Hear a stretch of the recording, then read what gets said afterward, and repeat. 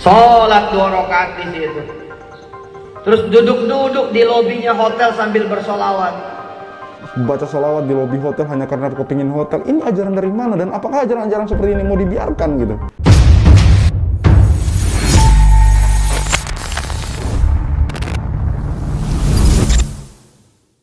Bismillahirrahmanirrahim. Assalamualaikum warahmatullahi wabarakatuh. Kembali lagi bersama saya Al-Walid. Beberapa hari yang lalu, belum lama ini, Yusuf Mansur mengunjungi sebuah pesantren di Tasikmalaya dan kembali bercerita tentang sesuatu hal yang menurut saya ini tidak nyambung ketika hal tersebut dibahas di depan para santri gitu, di depan para santri-santri yang insya Allah dirahmati oleh Allah Subhanahu Wa Taala, teman-teman. Di mana dalam ceramahnya tersebut Yusuf Mansur bukannya memberi motivasi kepada para santri tersebut atau bagaimana, malah menceritakan sesuatu hal yang sifatnya sangat duniawi, teman-teman. Bahkan di situ Yusuf Mansur membanggakan bahwa dia punya hotel, membanggakan dia punya rumah sakit. Dia menceritakan kalau ingin punya hotel, dia dulu karena ingin punya hotel dia masuk dari hotel satu ke hotel yang lain, kemudian sholat di musolanya di sana atau bagaimana. Seperti itu, teman-teman. Nanti kita simak bersama video ini. Yang mana menurut saya hal-hal ini tidak bisa dibiarkan, dan seperti inilah yang sering saya katakan bahwa kita kritik saja hal ini masih dilakukan gitu. Yang mana menurut saya ini kalau terus-terusan dibiarkan orang-orang seperti ini berbicara, maka isi kepala kita, isi pikiran orang-orang yang masih yang masih mengundang dia itu akan didoktrin seperti ini terus, teman-teman. Akan didoktrin duniawi terus, teman-teman. Iya, memang kita sebagai umat Islam juga diajarkan untuk hidup di dunia ini ya, mencari uang sebanyak-banyaknya, mencari rezeki yang halal gitu, untuk kemudian bisa kita bagikan dengan saudara-saudara kita. Tapi bukan dengan cara seperti ini gitu. Bukan dengan cara mencampur adukan antara ibadah dan apalah segala macam. Masa kita ingin hotel sampai harus keluar masuk hotel gitu kan sangat ini sekali gitu loh. Alhamdulillah, makasih guru saya, guru kita semua, ayah kita semua, Kiai Falah dan Munyai Romlah, dan seluruh keluarga besar para pimpinan Manahijul Huda yang insya Allah nanti sebentar lagi akan punya Universitas Manahijul Huda.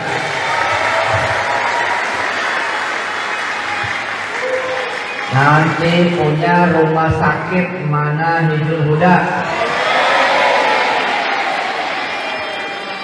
Nanti punya mall Manahijul Huda. Dan nanti punya pemakaman Manahijul Huda.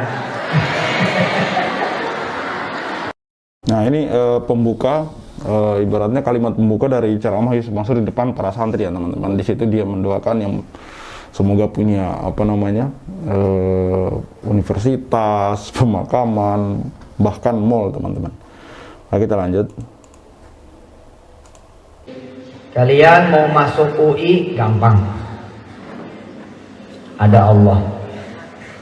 Kalian mau masuk ITB gampang, ada Allah. Kalian mau masuk IPB, masuk UIN, masuk UGM, masuk kampus-kampus mana saja di Jawa Barat, di Jakarta, di seluruh kota, bahkan di luar negeri.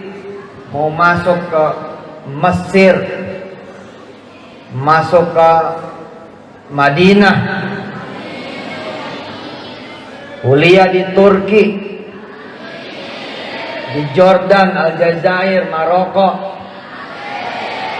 Eropa, Amerika, negara-negara Asia. Ayo bilang sama-sama bareng, ikutin ayah. Gampang, mudah, ada Allah.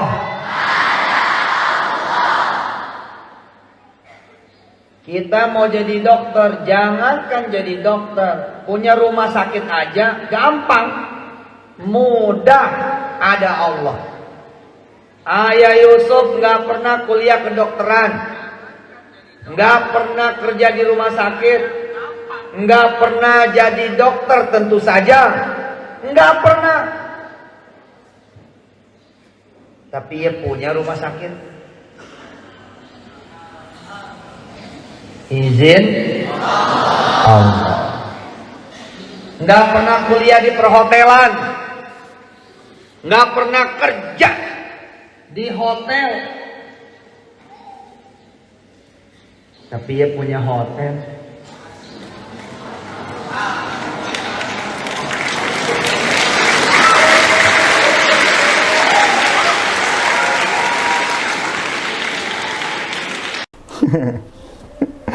Dia ngomong tapi ya punya hotel itu rasanya kayak ngejek gitu.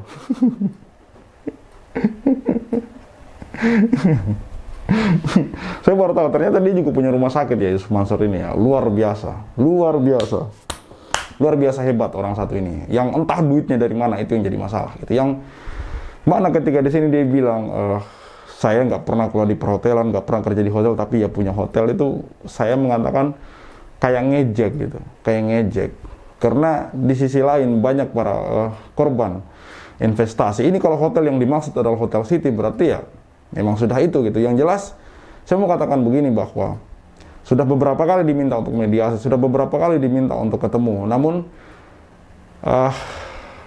Yusuf Mansur tidak ada bergeming, tidak ada itikat untuk memang bertemu para korban yang dulunya mereka ini percaya dengan presentasi Yusuf Mansur hingga menyetorkan sejumlah duit di sana. Lalu kenyataannya setelah duitnya tidak ada, setelah duitnya disetorkan, mau diajak ketemu saja Yusuf Mansur tidak bergeming, seolah-olah sudah selesai gitu, tidak mau menyelesaikan masalah itu, teman-teman. Lalu di luar sana dia membangga-banggakan hotel tersebut. Kan di sini kita berbicara perasaan, kita berbicara kemanusiaan, itu sudah sangat jauh sekali, teman-teman, sangat jauh sekali. Berarti memang sangat nyata gitu lah, teman-teman. Sangat nyata mereka mengerjai kita gitu. Dan saya lucunya itu masih ada saja orang yang percaya. Semoga kemudian mereka tidak dirugikan ke depannya. Saya cuma berdoa saja ini. Semoga ke depannya mereka tidak dirugikan gitu. Oke, kita lanjut terakhir. Sama seperti ayah Yusuf, sama seperti Ustadz. Pengen dengan izin Allah hotel, apa yang dilakukan? Masuk musola, masuk masjid, masuk musola, masuk masjid, masuk musola, masuk masjid, masuk musola mana? Masuk masjid mana? Ya, diusahakan yang searah, diusahakan yang ada irisannya, diusahakan yang ada hubungannya, diusahakan yang ada sambungannya. Apa? Musola dan masjid, hotel demi hotel. Jadi ayah Yusuf zaman dulu ketika mudanya seneng masuk hotel, tapi tidak mesen kamar, melainkan sholat di musolanya hotel. Ngapain? Ngaji di situ. Ngaji aja. Sholat 2 rakaat di situ.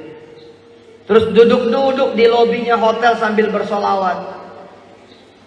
Allahumma salli ala Sayyidina Muhammad wa ala ali Sayyidina Muhammad. Allahumma salli ala Sayyidina Muhammad wa ala ali Sayyidina Muhammad. Allahumma salli ala Sayyidina Muhammad wa ala ali Sayyidina Muhammad.